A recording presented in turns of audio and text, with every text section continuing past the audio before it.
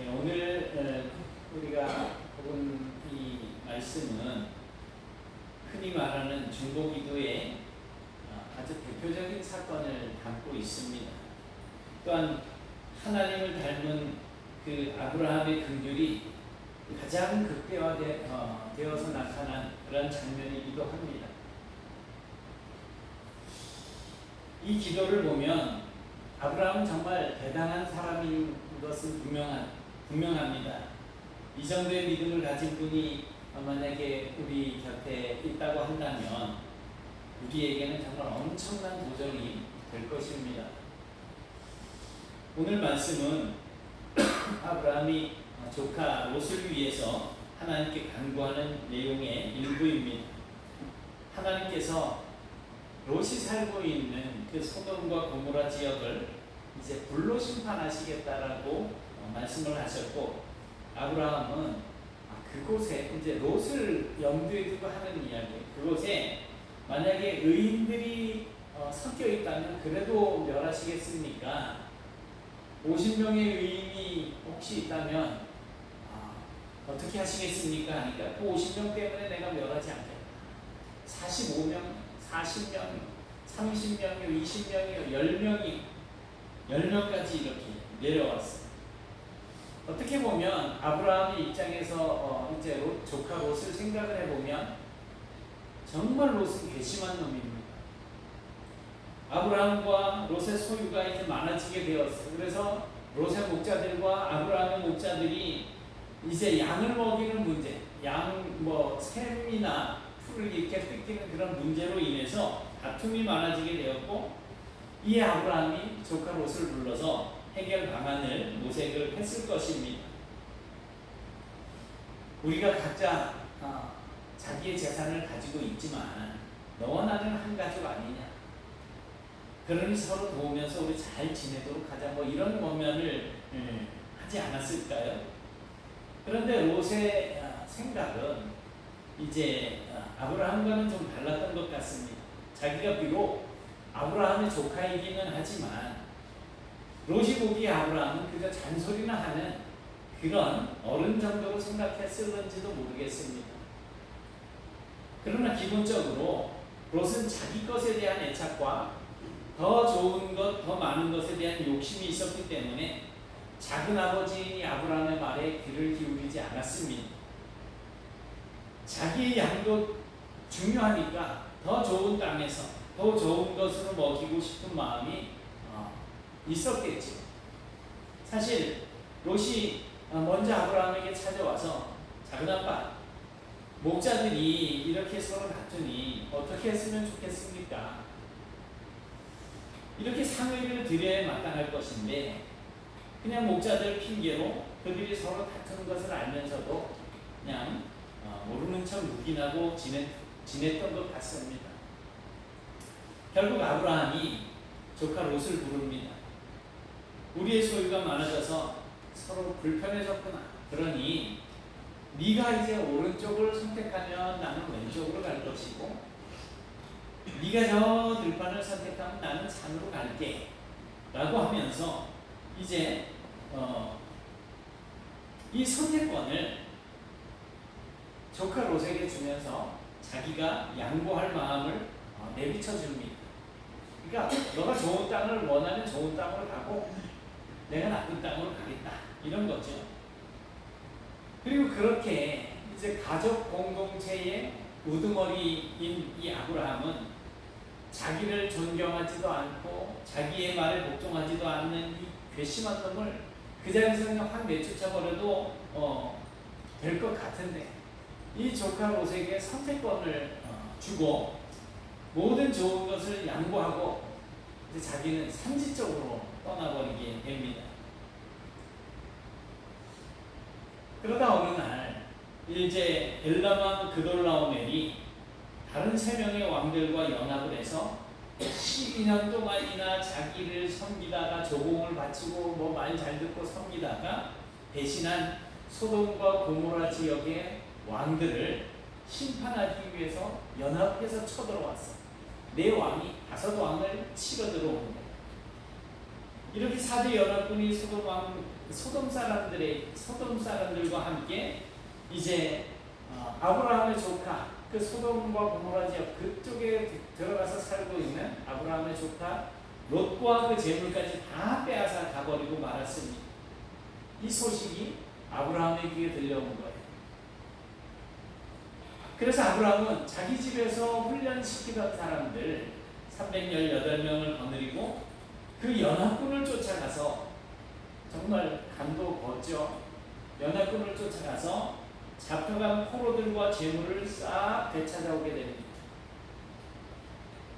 자, 이 정도로 롯이 이제 아브라함 품에서 떠나 있을 때 목숨을 잃을 뻔도 했고 사로잡혀가서 종살이를 할 뻔도 했고 가진 재물도 다 없어질 뻔했잖아요. 자기 재물을 지키기 위해서 목자들이 다투는 것을 눈을 감고 있었던 롯이 내가 정말 잘못했구나 정신을 차리고 소돔을 떠나서 아브라함에게 돌아왔어야 했습니다. 왜냐하면 아브라함은 하나님의 약속을 받은 사람이었기 때문에 그렇습니다.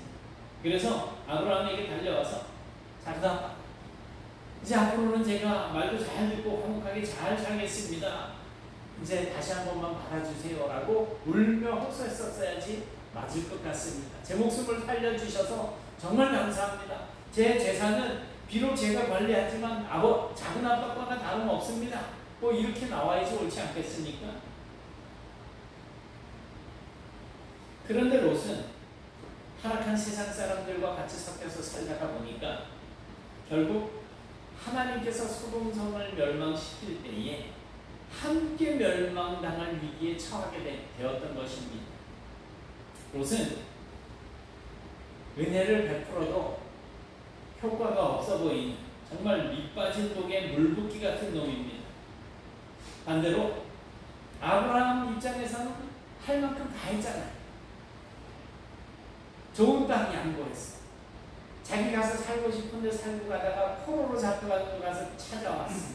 재산까지 다 되돌려줬어. 그 이상 뭘 어떻게 더 하겠어? 그 정도 했으면 이제 롯이 만약에 어떤 사건이 있어서 망한다. 누구 책임이겠어요? 자기 책임이죠. 이제 작은 아버지 버리고 떠난 대가를 톡톡히 당해봐야지 정신을 차릴 수 있을 것 같습니다. 그것도 아니면 자기가 지은 죄 때문에 멸망당하는 것이 마땅합니다. 괘씸한 놈이 지 좋은 곳 정해서 내가 아무리 양보한다 해도 내가 더 늙고 내가 더 자기보다 기운이 없는데 나한테 좋은 땅을 양보해야지. 뭐 이런 어떤 마음을 가지고 혼자 잘 살겠다고 떠나더니만 저렇게 포로로 잡혀가서 망하게 되었을 때 그냥 우리 같으면 어떻게 하겠어요? 어떻게 하시겠어요? 만약에 롯 같은 조카가 막 있으면 어떻게 하시겠어요? 네? 어떻게 하실 거예요? 아유, 저 같으면 꼴 좋다 이 자식아. 지 혼자 잘 먹고 잘 살겠다고 가보더니 네가 나를 버리고 가시는 님은 심리도 못 가서 발병 난다.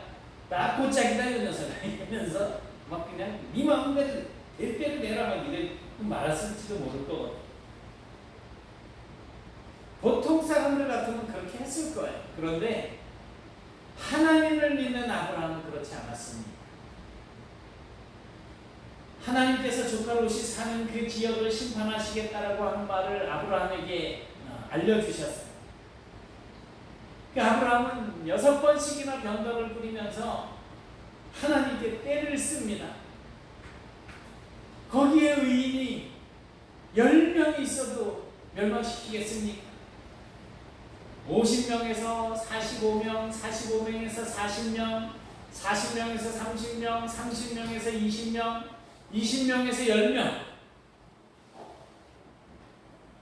어떤 심정으로 아브라함이 그렇게 계속 때를 썼을까? 아브라함은 자기 조카 롯을 살리기 위해서 하나님과 계속 타협을 시도합니다. 어쩌면 아브라함은 마지막 10명, 어떻게 10명이 되었을까? 마지막에 일단 롯의 조카 부부, 롯의 부부, 그 다음에 두 딸, 그 다음에 사위 둘, 그 다음에 사위의 부모 둘, 그 다음에 둘째 사위의 부모 둘. 그럼 10명 되잖아요. 그죠? 최소한 10명은 있지 않겠나? 아무리 그래도 롯이 아무나 이렇게 그 사돈관계를 맺지는 않았을 것이다. 뭐 이런 생각하지 않았겠습니까? 그런데 결과는 그 지역에 의인 10명이 없었습니다. 심지어 롯의 아내는 그 소돔과 고모라 성을 도망쳐 나오면서 끝내 미련을 못 버리고 뒤돌아보았다가 소금 기둥이 되어버렸을 정도로 철저하게 세상에 녹아있는 그런 사람이 되어 있었잖아요. 로마서 3장에서 바울은 유대인이나 헬라인이나, 그러니까 하나님의 선택을 받은 백성들이나 선택을 받지 못한 사람들이나 다 죄 아래 있다고 말씀을 하면서 10절에 가니까 기록된 바 의인은 없나니 하나도 없다 라고 하나님의 말씀을 인용하고 있습니다. 세상에는 정말 하나님 앞에서 떳떳할 수 있는 의인은 한 명도 없습니다. 아브라함도 마찬가지예요. 심지어 아브라함도 하나님 앞에서 의인은 아니었지만 로마서 4장 3절이나 또 갈라디아서 3장 6절이나 야고보서 2장 23절 말씀을 보면 어떻게 됐다고요? 아브라함이 하나님을 믿음에, 아브라함이 하나님을 믿음에 하나님께서 그것을 의로 여겼다라고 그렇게 말씀해 주고 있습니다. 우리도 하나님 앞에 믿음으로 서 있어야지 되겠습니다. 행여라도 하나님의 품에서 내가 떨어져 나갈까?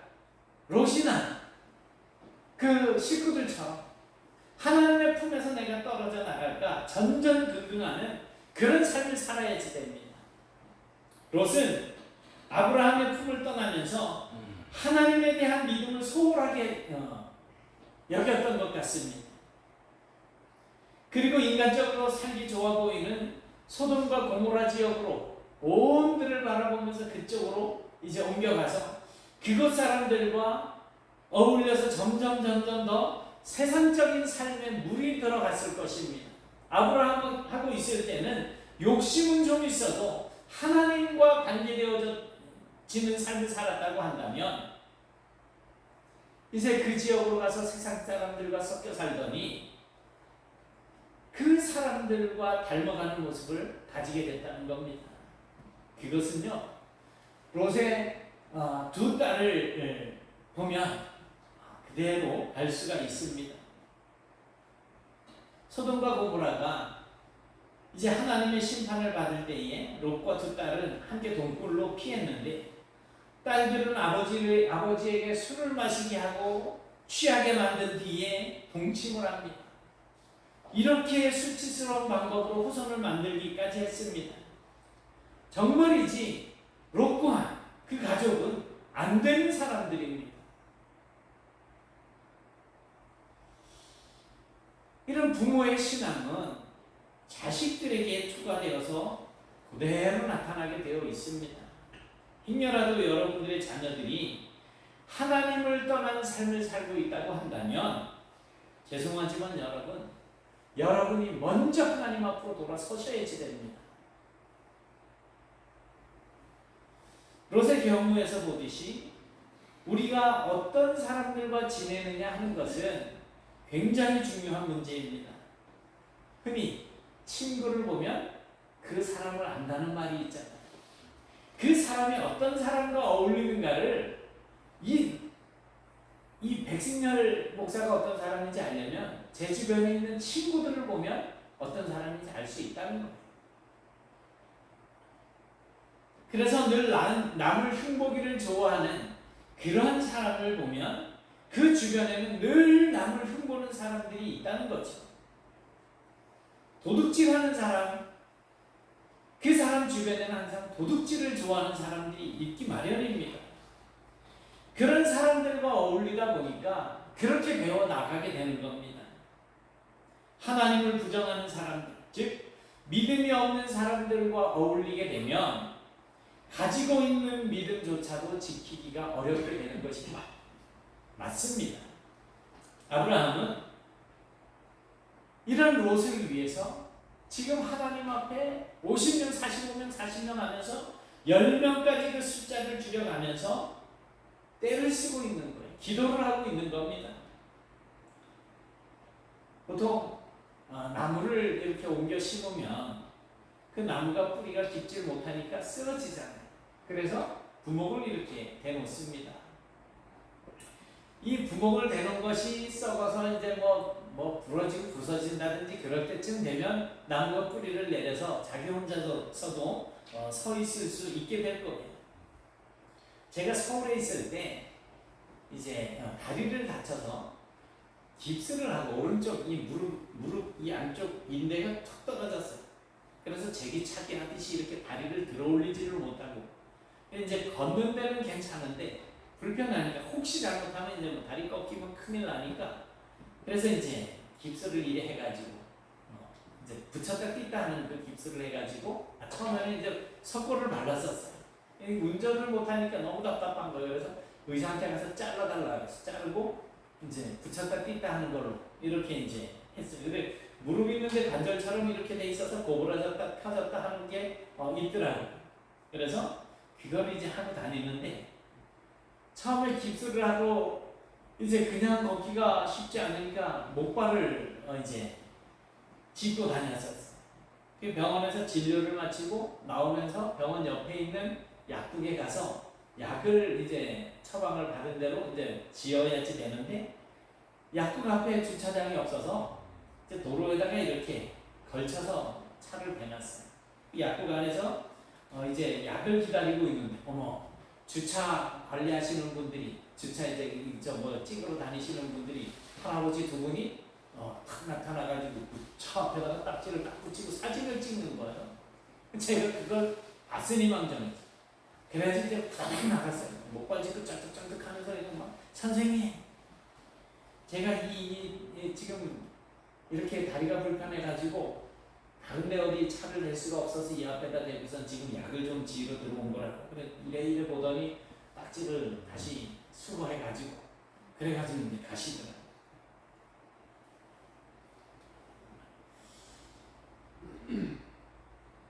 이 목발이 걷는 데만 도움을 주는 정도가 아니고 생각지도 못한 그런 도움을 또 이렇게 받게 하더라고요.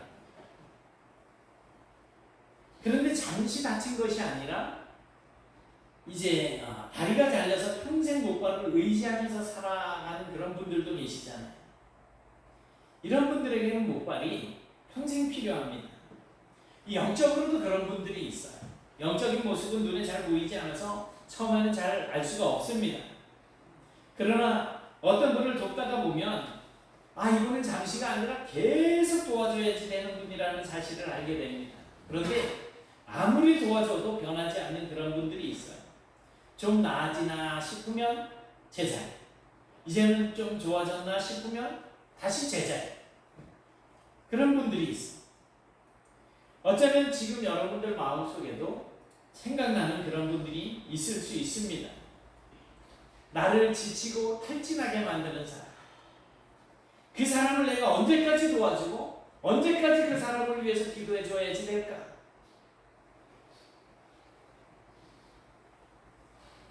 오늘 하나님을 믿는 아브라함은 끝까지 조카 롯의 목발이 되어주더라는 것입니다. 그리고 바로 예수님께서 우리를 위해 희생하시면서까지 하나님과 우리 사이의 중보자가 되어주셨고 지금도 우리의 목발이 되어주고 계십니다.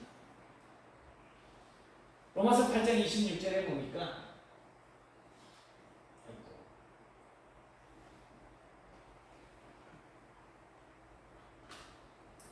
같이 보시겠습니다. 시작. 이와 같이 성령도 우리의 연약함을 도우시다니 우리는 마땅히 기도할 바를 알지 못하나 오직 성령이 말할 수 없는 탄식으로 우리를 위하여 친히 간구하시느니라. 아멘. 예수님이 우리와 어떻게 함께 하실까요? 예수님이 우리와 어떻게 함께 하실까요? 성령으로 함께 하십니다. 예수님이 보혜사예요.